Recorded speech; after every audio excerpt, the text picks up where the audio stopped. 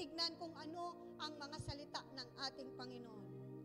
In Luke chapter 7, verse 36 to 40, sabi niya po doon, when one of the Pharisees invited Jesus to have dinner with him, he went to the Pharisees' house and reclined at the table. Verse 27, sabi niya, a woman in that town who lived in a simple life learned that Jesus was eating in the Pharisee's house, so he came there with an alabaster jar of perfume. Excuse me. Hallelujah. So verse 38, sabi niya, as she stood behind him at his feet weeping, she began to wet his feet and with tears. Then she wiped them with her hair, kissed them, and poured a perfume on them. Hallelujah. So verse 39, sabi niya, when the Pharisees who had invited him saw this, he said to himself, this man were prophet, he would know who is touching him and what kind of woman he is, that she is a sinner. Verse 40, Jesus answered him, Simon, I have something to tell you. And she said, tell me, teacher. Simon, we are talking Simon here, the Pharisees, not the Simon, the apostle. Okay? Dito mga kapatid, ang ating pong binasa ay patungkol ito po sa pag-anyaya ng isang Pariseo sa kanyang tahanan upang makasalo siya na makipag-dinner. He was invited for a dinner. At doon mga kapatid, sa bayang iyon, may isang babaeng makasalanan. Actually, sa binasa po natin, ay hindi po binanggit doon kung sino ang babaeng ito, kundi ang binanggit, isa siyang babaeng makasalanan. Actually po, ang babaeng ito, ayon sa aking pag-aaral, sabi ko, who is this woman? And I find out that this Mary is Mary Magdalene. Siya si Maria Magdalena, na kapatid po ni Martha, na kapatid po ni Lazaro. Okay? At dito po mga kapatid, ang babaeng makasalanan ito, siya po ay sinabing makasalanan. Why? Because ang trabaho niya po, siya po ay babae na mababa ang lipad. Okay? So alam na po natin yan. So dito po, he was a prostitute. At dito po, may dala po siyang sisidlang alabastro, pabango na napakamahal. At lumapit siya, at itong si Simon po, lumapit sa likuran. At tinitignan niya ang babaeng ito. At si Jesus nagkakaroon, si Simon na Pariseo, na bakit sabi niya kung ito isang propeta, bakit hindi niya ba alam na ang babaeng ito na nasa kanyang paanan na umiiyak, at pinupunasan ng babaeng ito ang kanyang paa sa pamamagitan, ginawa niyang tuwalya yung buhok niyang mahaba.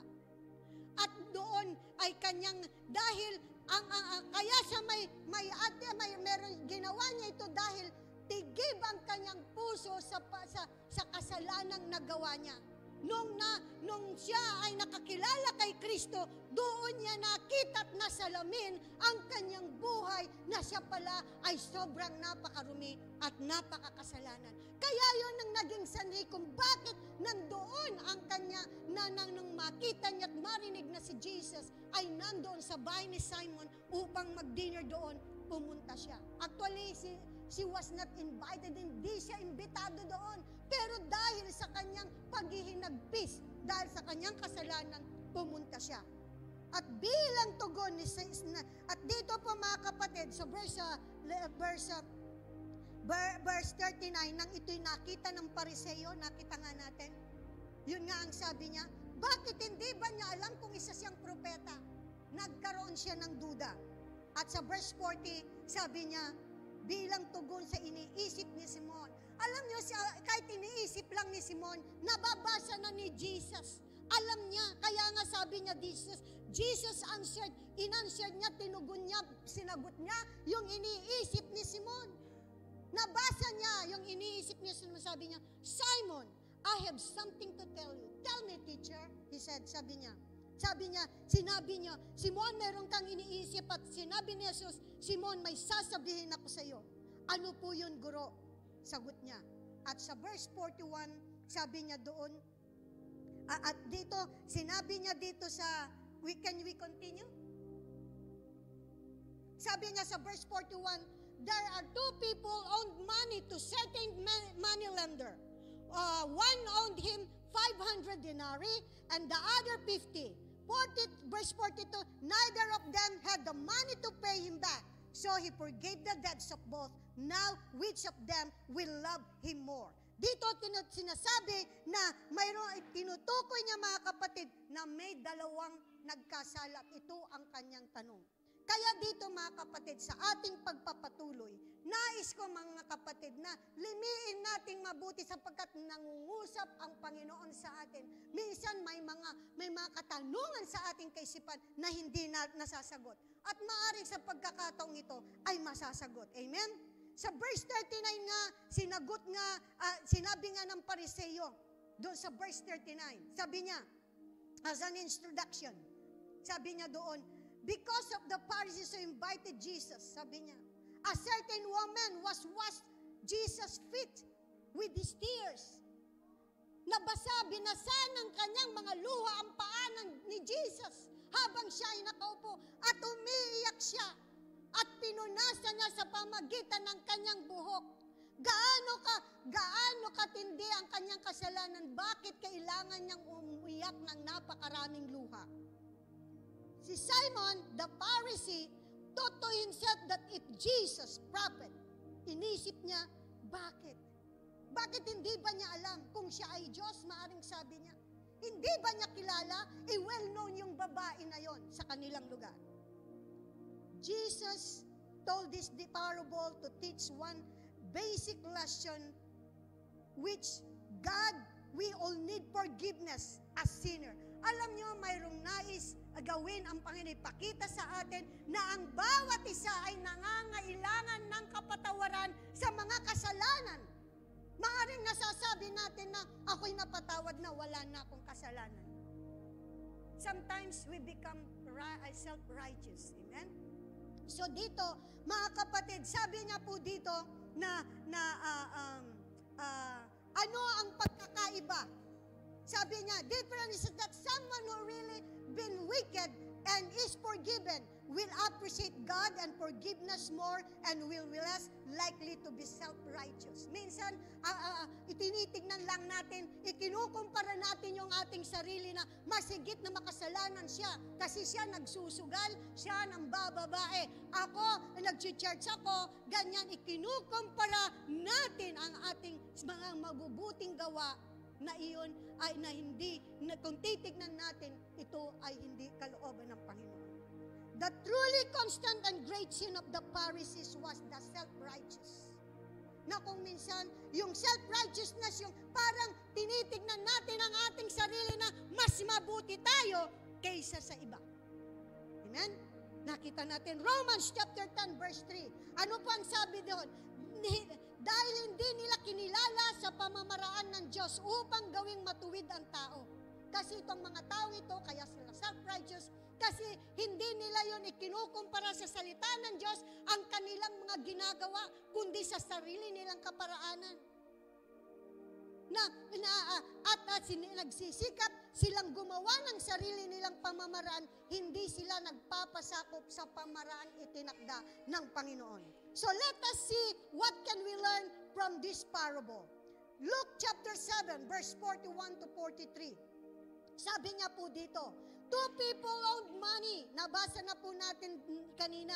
So, babasahin ko po, habang babasahin sa English, I will tell it in Tagalog. Sinabi ni Jesus, may dalawang tao na may utang sa isang nagpapahiram ng pera.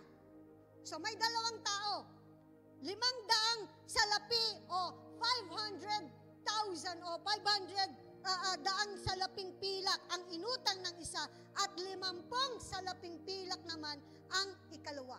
So yung isa, umutang siya ng 500 silver coins at yung isa naman is 50. So there are difference of 450. Nang hindi sila makabayad, kapwa sila pinatawad. Ngayon, sino kaya sa kanila ang higit na nagmamahal sa pinagkautangan? Sa palagay nyo, kahit tayo, kung tatanungin, mayroong dalawang tao, yung isa na pautang mo ng 5,000, yung isa na pautang mo lang ng 50 pesos. Subalit dahil hindi sila makabayad, pareho mo sila na pinatawad. Sa palagay mo, sino ang higit na magmamahal at magbibigay galang doon sa pinagkautangan? Hindi ba? It's normal. Ang sagot natin ay, ang sagot po dito sa verse 43 po, sa verse 42 sabi niya, nang hindi sila makabayad, kapwa sila pinatawad. Ngayon, sino sa kanila ang higit na nagmamahal sa pinagkautangan? Sumagot si Simon, sa paglagay ko po ang pinatawad ng mas malaking utang. At sabi ni Jesus, tama ang tugon mo. So sa talatang ito ng Lucas chapter 7, verse 41 to 43, we will talk about the three things.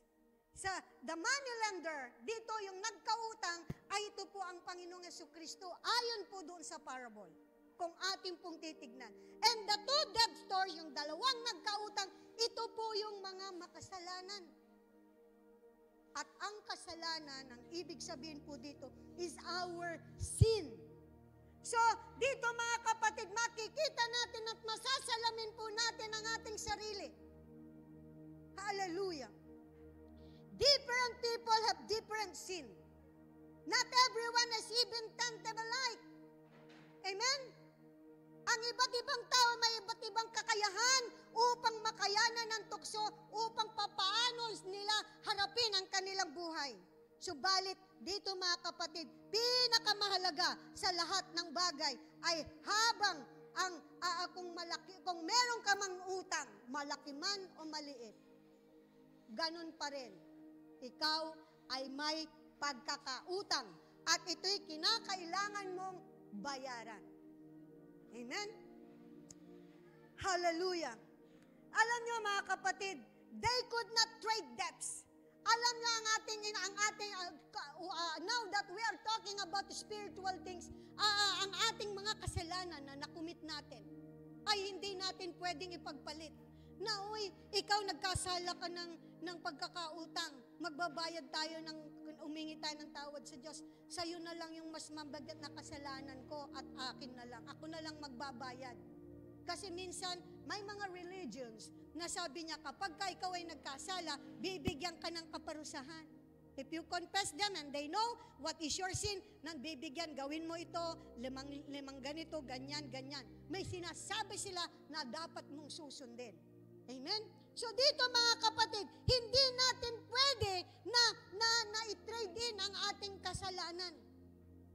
Maaring sasabihin natin na, halimbawa, the one with the small debts could obviously not pay the large amount. Siyempre, kapag ikaw may utang ka, mahirap lang ang buhay mo, hindi ka na nga makabayad. 1,000 na lang yung utang mo, hindi mo pa mabayaran. Tapos na ganyan, ay yung isa nagkakautang ng 5,000. Pareho din, na hindi rin makabayad. Dahil pareho lang kayo ng sitwasyon sa buhay. Pareho lang at yung mas malaki. Paano na lang kung ikaw nga hindi mo mabayaran yung utang mo, ako pa kaya? Diba? Kung ating titignan. Pero you note mga kapatid, the exception of this parable is Jesus alone who simply had no debt, so could pay the price of everyone else, the money lender. Ang tanging pwede na makasagot sa kanilang problema ay ang Panginoong Jesus. Yung nagpapautang, yung bumabayad sapagkat siya mismo ay walang pagkakautang. Kaya nga nagpapautang siya dahil wala siyang pagkakautang. At alalahanin natin mga kapatid na tayong lahat ay nagkasala. Ito yung pagkakautang na tinutukoy dito. At ang Panginoong Jesucristo ay walang pagkakutang sapagkat siya ay malinis. Kaya nung ginawa niya, pinatawad niya ang lahat ng ating kasalanan. Dahil siya ay walang bahid dungis, siya ay malinis. Amen? So, ano ang kailangan ng bawat nagkasala? Number 4, forgiveness of sin.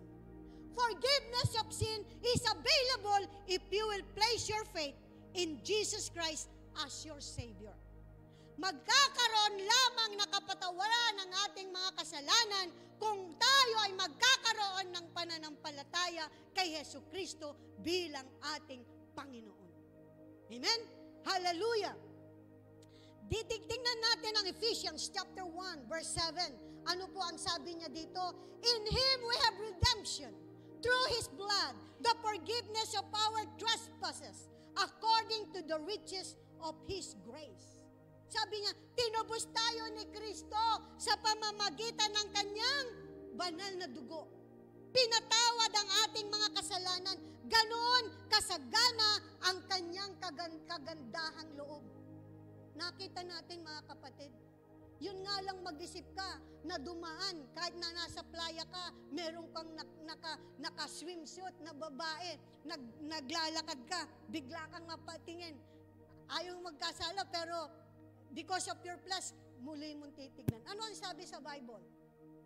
Amen? Sa isip pa lamang nagkakasala na tayo. Kaya walang sino man ang makapagmamalaki na wala siyang kasalanan. Dahil nagko-commit tayo ng kasalanan sa mga paraan na hindi natin nalalaman. At paano natin yung malalaman kung hindi natin inaalam ang salita ng Panginoon? Acts chapter 2 verse 38 sabi niya, Peter said to them, repent and be baptized. Repent and be baptized, every one of you in the name of Jesus Christ, so that your sin will be forgiven and you will receive the gift of the Holy Spirit. So if you want to receive the gift of the Holy Spirit, ang Holy Spirit is the seal of our salvation. So sabi niya dito, repent and be baptized. Sabi niya, ano ang sabi niya sa Tagalog? Sumagot si Pedro, pagsisihan ninyo at talikuran ang inyong kasalanan at magpabautismo kayo sa pangalan ni Jesucristo upang kayo'y patawarin at tatanggapin ninyo ang kaloob ng Espiritu Santo.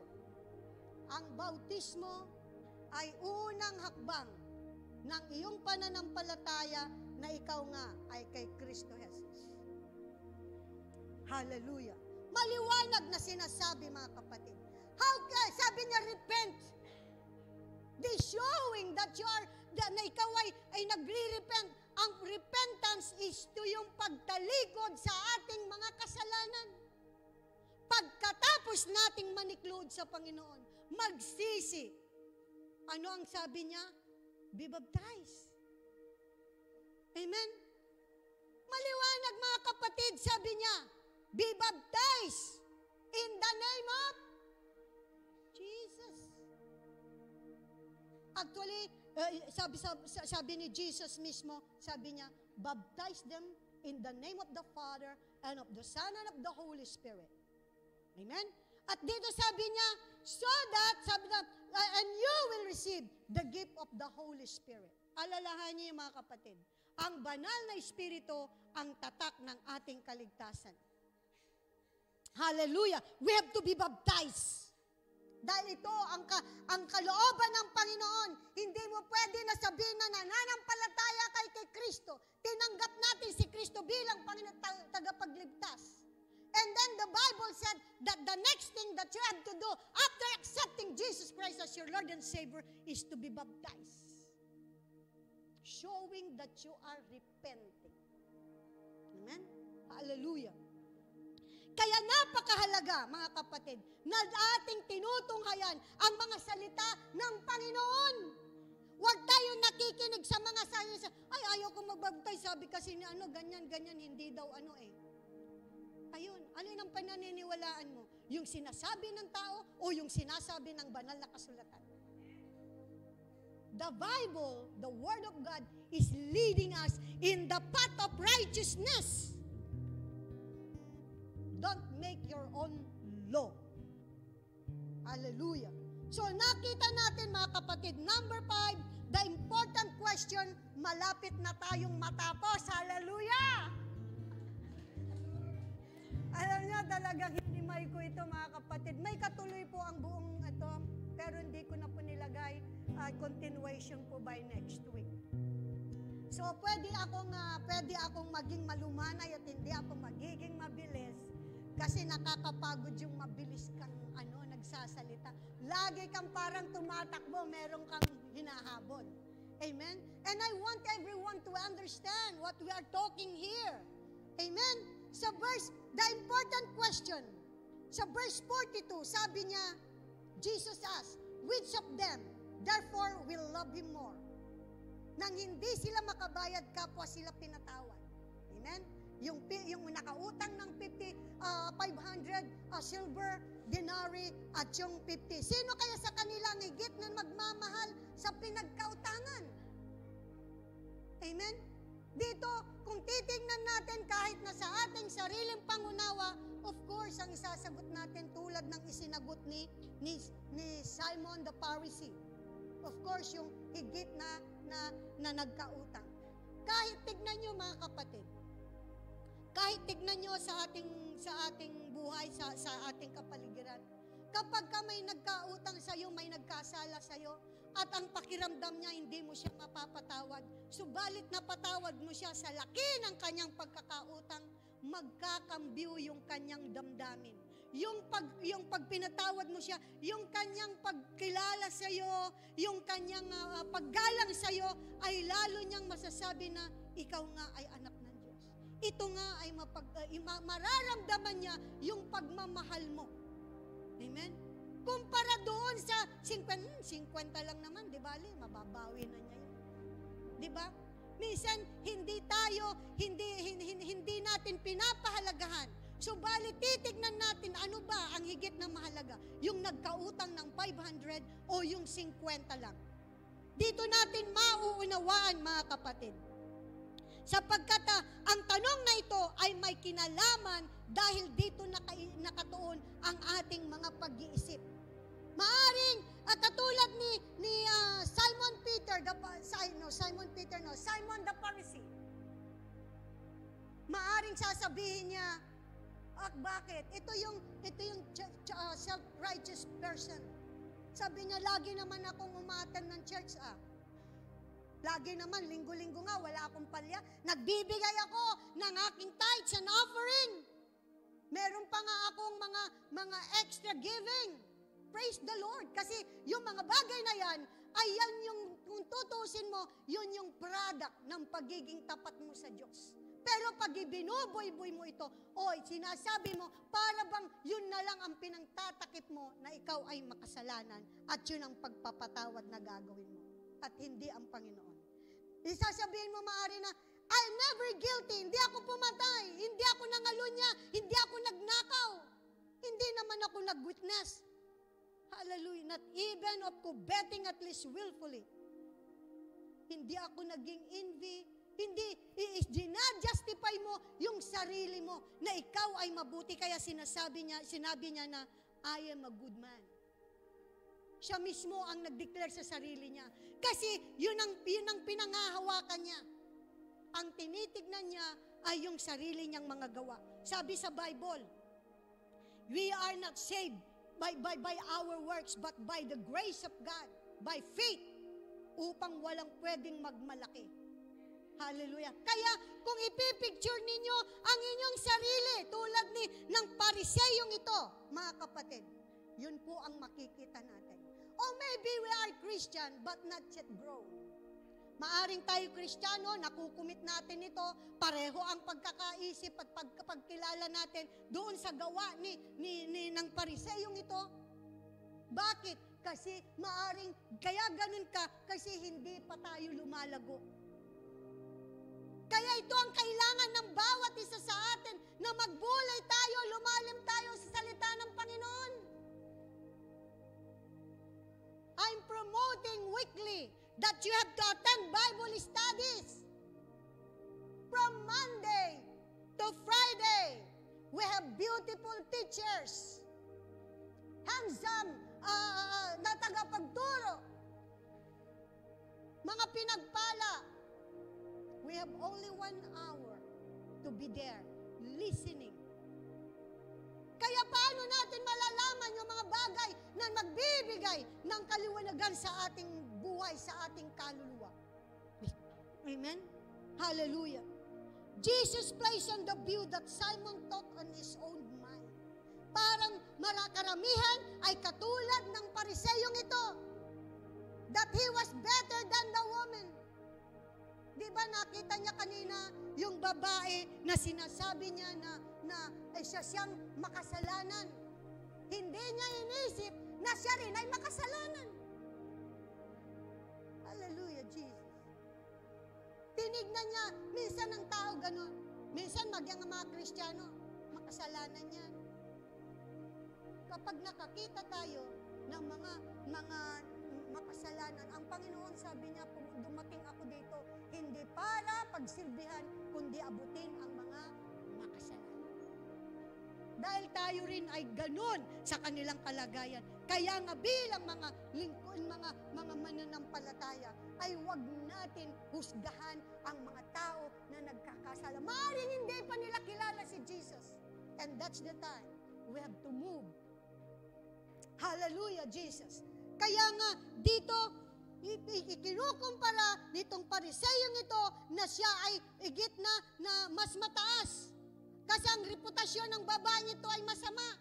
Tinawag siyang masamang babae dahil sa kanyang trabaho. He was a prostitute. Hallelujah. So dito mga kapatid, itong pariseyo ay sinagot niya si Jesus at sinabi niya doon, kasi itong si Simon, parang kung titignan natin mga kapatid, ito yung paghahambing sa pagkakautang ng 500 at saka 50, the two dead stores. Dito sinasabi niya na kaya hindi siya masyadong naglilingkod sa Panginoon, pakiramdam niya hindi naman mabigat yung kasalanan niya. At itong babaeng ito, dahil makasalanan siya, kaya ganun na lamang ang hinagpis niya. Umiiyak siya. Ginawa nung babaeng makasalanan na yun dahil alam niya, doon nabuksan nung makita niya si Jesus, ang kaluwalhatian niya, ang kalinisan niya, na-touch siya, na-born again siya, dahil doon, kaya umiiyak siya at humihingi ng tawad. Dahil alam niya na napakatindi ng kanyang pagkakasala. Pero ito si Simon, di bali, inimbitan ko naman sa dinner si Jesus.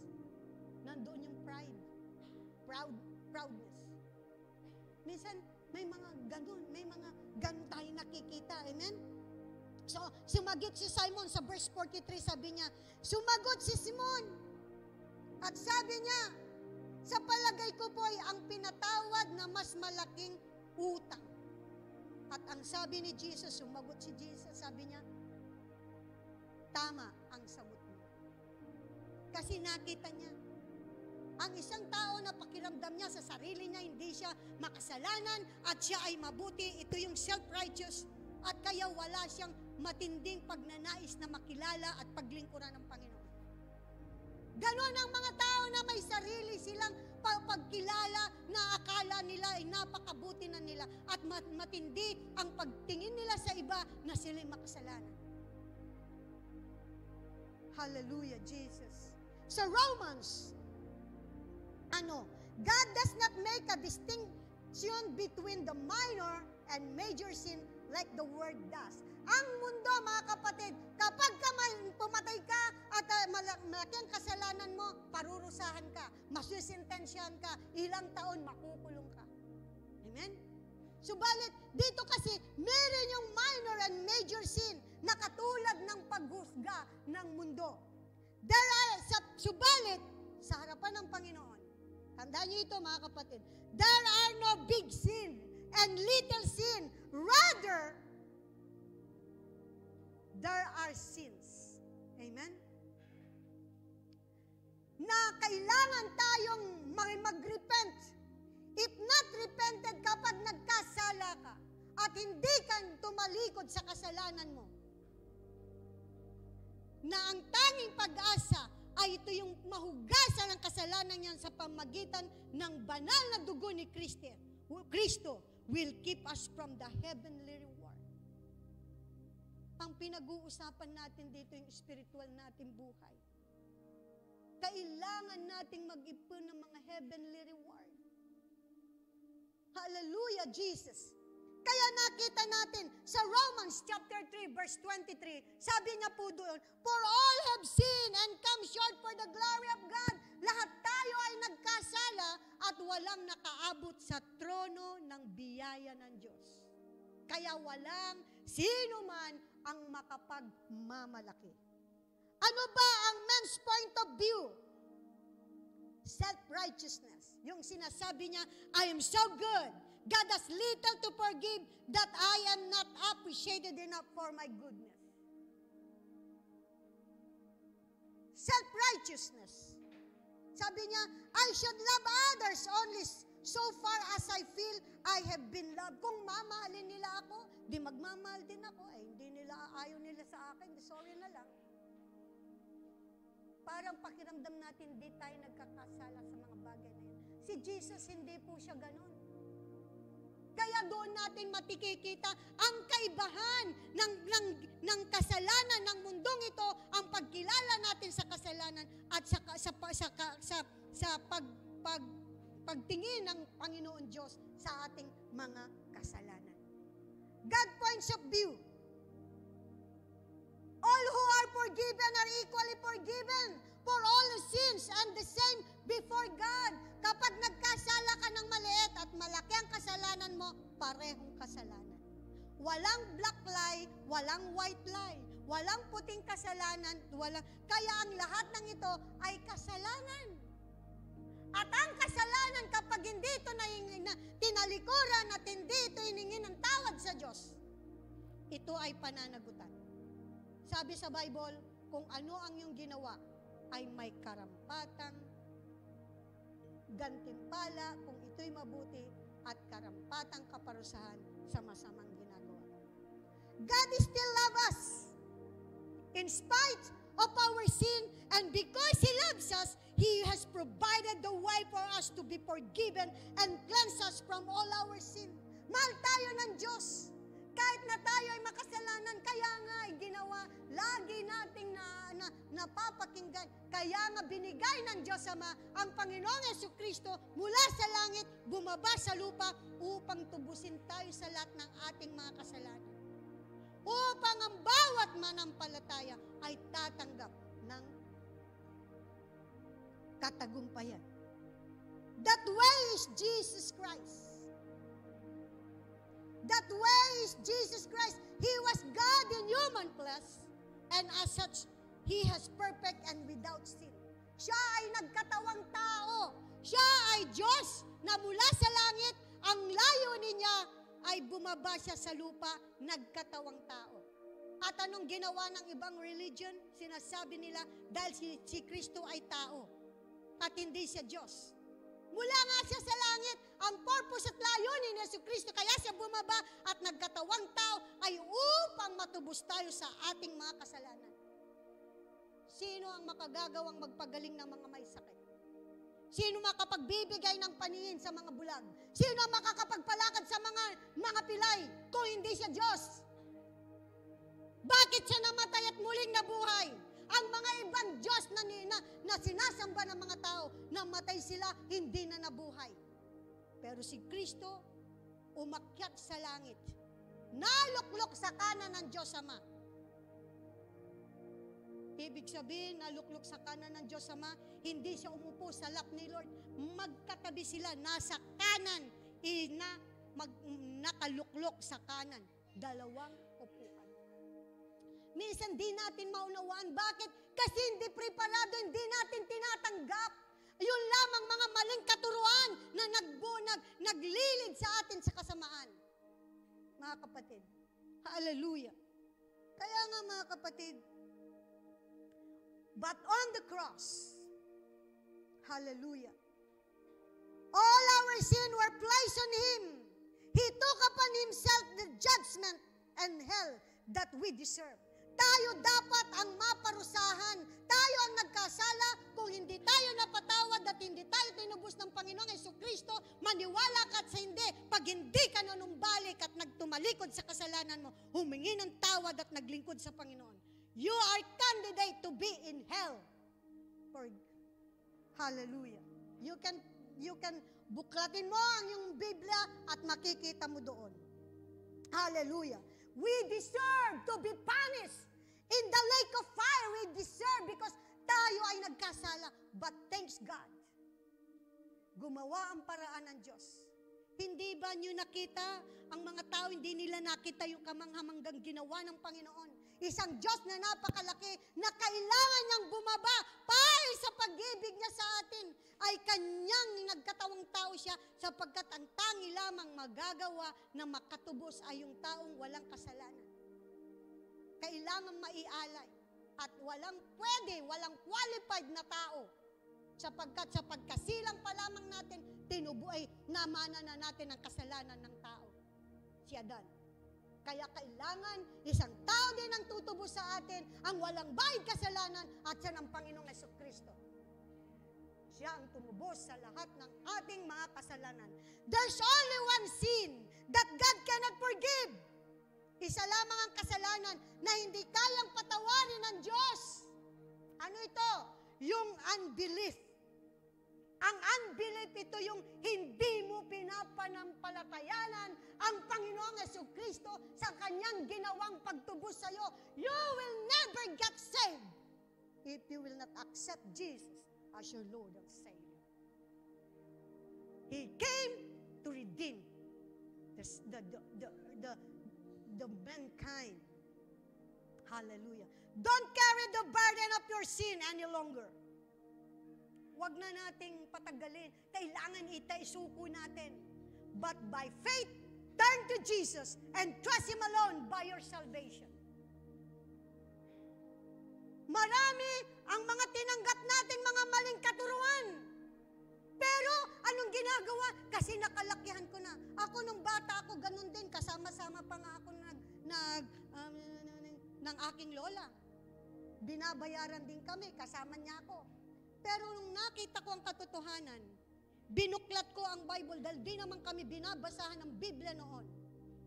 At salamat doon sa sinugo ng Panginoon. A woman that sent by God to teach Bible study, and doon nakita ko. Paslit pa lamang ako, 7 years old, nandun kami sa mga DBBS. Minsan ko lang at purihin ang Panginoon. Nakakilala ako. Amen? Hallelujah, Jesus. Conclusion na po tayo, mga kapatid. You know, Jesus gave this parable from everyday life. We all face death. Lahat tayo ay gumaharap sa mga kasalanan. And some point in our life, you all face challenges. Alam nyo, araw-araw, may challenge sa ating buhay. Alam nyo, huwag tayong tumulad kay doon sa Pariseo. Mga kapatid, this draw our attention to pay off the debts and forgiveness of debt. These are two different concepts. Jesus Christ went to the cross. He paid our debts full. Binayaran niya doon sa krus ng Kalbaryo. He paid our debt in our behalf. Dapat tayo ang maipako sa krus dahil tayo nagkasala. Pero itong Panginoong Jesucristo na dumating ay walang kasalanan. Siya ay Diyos na hindi kinilala ng mga ibang mga sekta. Sapagkat yun ang kanilang nakagisnan. But if you want to be saved, hilingin mo sa Panginoon, Lord, if you really want to know Jesus. Hallelujah. Binayaran ng Panginoon. Forgiveness comes with faith in Christ Jesus. When Christ went to the cross, He paid the debts all of mankind. Binayaran niya ang lahat ng kasalanan ng mga tao. Ang tao ay dapat manampalataya kay Kristo upang siya ay maligtas. Ito yung tinatawag na forgiveness. This is the forgiveness part of salvation. Romans chapter 6 verse 23 to 24, anong sabi doon? Sapagkat ang lahat ay nagkasala at walang sino mang nakaabot sa kaluwalhatian ng Diyos. Ngunit dahil sa kanyang kagandahang loob na walang bayad niyang ibinigay, sila ay tinuring na matuwid sa pamamagitan ni Kristo Jesus na siyang nagpalaya sa kanila. Meron lamang isang kasalanan, mga kapatid, na hindi kayang patawarin ng ating Panginoon. At ang kasalanan iyon yung kawalan ng pananampalataya kay Kristo. If you do not believe and you reject Jesus Christ as your Lord and Savior, you are condemned forever. It is in the Bible. Ito lamang ang sino mang hindi sumampalataya kay Kristo Jesus ay hindi tatanggap ng buhay na walang hanggan. Huwag na nating dalhin ang mga pasanang ito. Maliwanag, nasa banal na kasulatan. Kaya nga may Bible study tayo mga kapatid. I encourage everyone to attend Bible studies. My last verse, John chapter 3, verse 16. Sabi niya, sapagkat gayon na lamang ang pag-ibig ng Diyos sa sanlibutan. Ito yung pinaka-heart ng Bible. The gospel. Sabi niya, kaya't ibinigay niya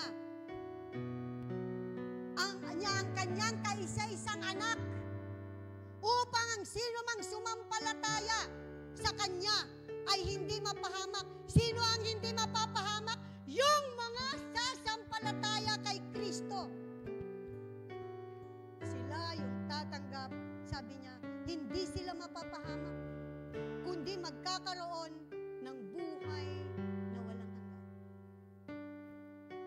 Yun lamang may pananampalataya kay Kristo Jesus ang tatanggap ng buhay na walang hanggan.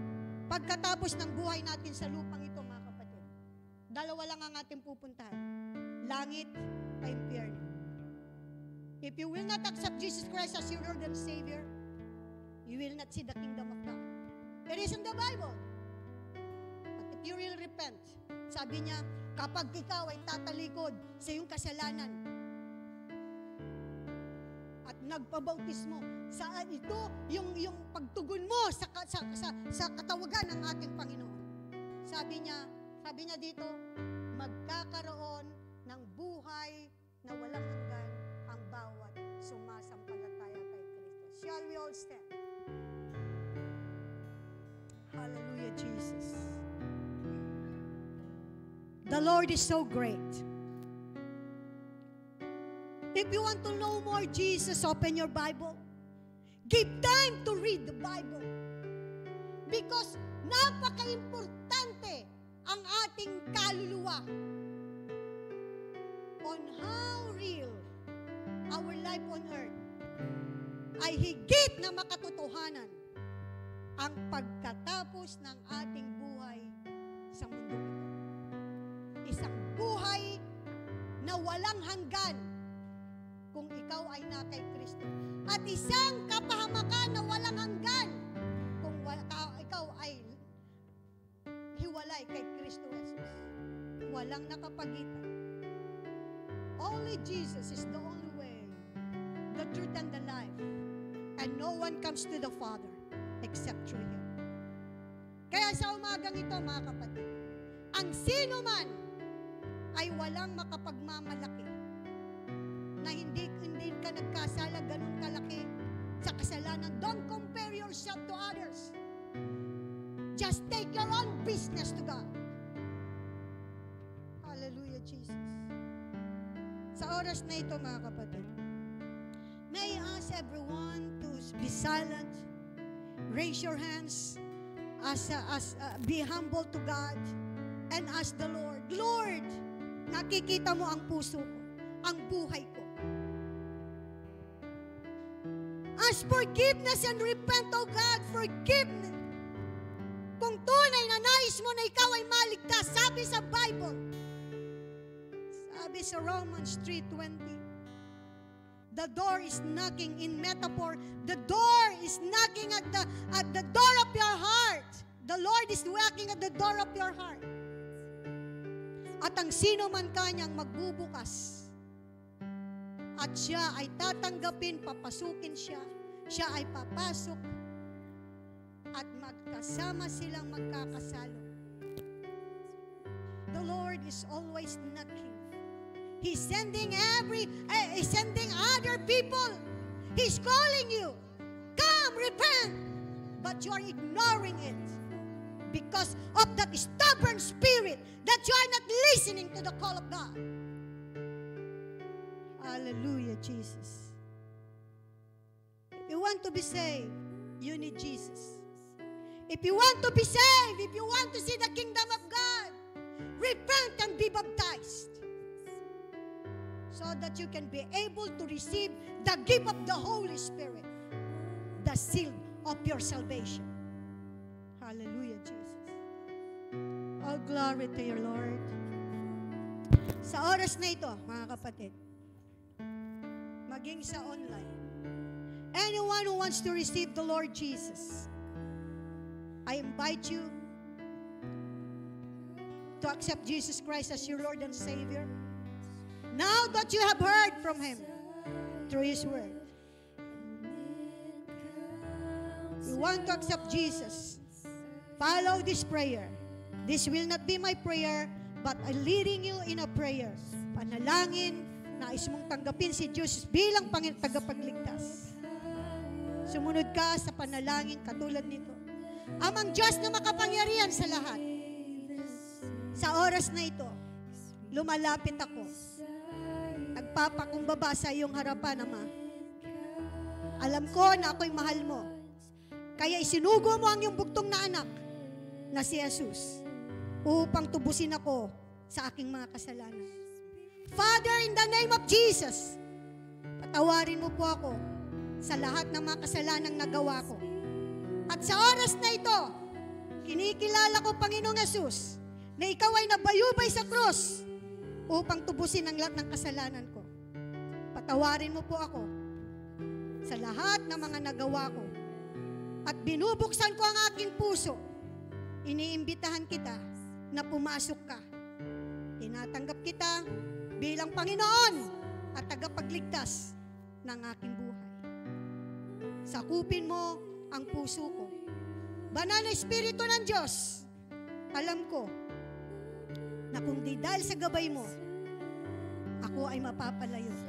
Hinihingi ko na isulat mo sa aklat ng buhay ang aking pangalan. Manahan ka sa aking buhay sa araw-araw at hinihiling ko na ikaw ang gumabay sa akin. Salamat po. Ang lahat ng kapurihan ay tanging sa Diyos Ama, Diyos Anak at Diyos Espiritu. Luwalhatiin ka, Panginoon, sa pangalan ni Jesus. Amen. Sa oras na ito, ang bawat tumanggap kay Kristo Jesus, sabi sa Bible na meron siyang buhay na walang hanggan ibinigay ng Panginoon. At siya ay napabilang na sa pamilya ng ating Panginoon. Sabi sa Bible na libo-libong anghel ang bawat kaluluwa na maligtas, nagdiriwang sa langit. Hallelujah. Purihin ang ating Panginoon. Mga kapatid, I invite everyone to join the Bible studies. We have Monday, Tuesday, Friday, Thursday, the whole week, from Monday to Friday. Join. Give 1 hour. Minsan pumili ka kung alin ang gusto mo. Lunes sa Lunes ka umaten. Kung gusto mo ng Martes, yun ang day off mo, umaten ka ng Martes. Wala nang excuses. Kasi Friday lang ako available. Plus attend ka ng Friday. 9 o'clock in the evening. Go to your Zoom. If you don't know how to come, then ask. Huwag nating i-ignore. Hindi nagkulang ang Panginoon upang tayo ay turuan. Hallelujah. As we come to a close, I want everyone to raise their hands. Father, in the name of Jesus, salamat po, Panginoon, sa iyong mga salita, sa iyong kabutihan, sa iyong katapatan, Panginoon.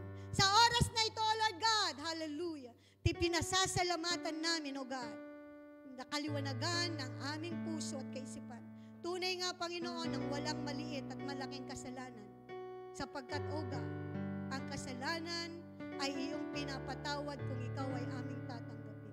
Salamat sa pagmamahal mo nang dahil sa iyong pag-ibig, nagkaroon kami ng puwang upang kami maligtas sa pamamagitan ni Kristo Jesus na aming Panginoon. Father, dalangin namin na patuloy mong pagpalain ang bawat isa na nananampalataya sa iyo. Hinihiling po namin maging ang mga nakikinig nasa online. At dito sa on-site, O Father, we pray and we ask you, all, we are your children in Christ Jesus.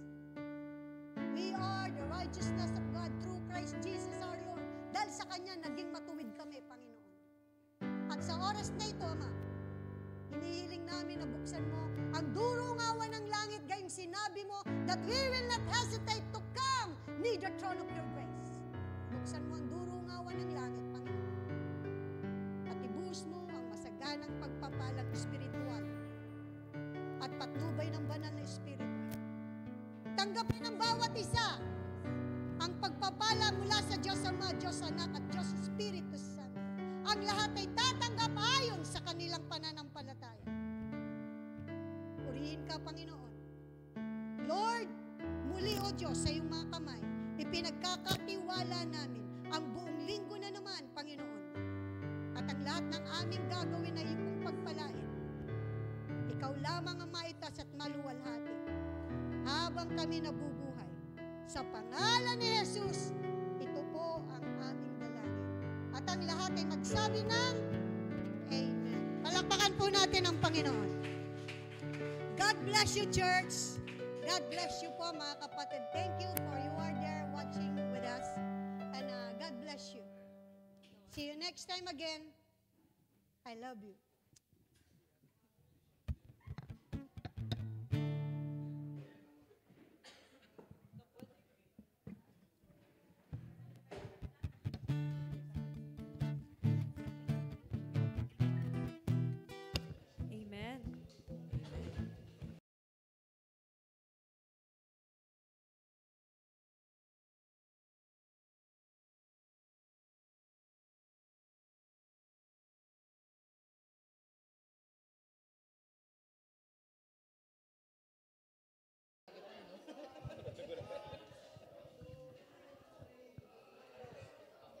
Praise the Lord. Hallelujah. Amen. Another victorious day. Hallelujah. Praise God. Come on, let's sing for our Lord. Hallelujah.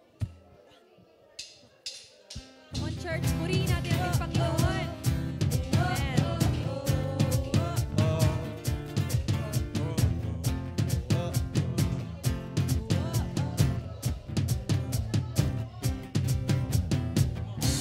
Araw kasiyahan, araw-araw kagalakan, araw-araw, oy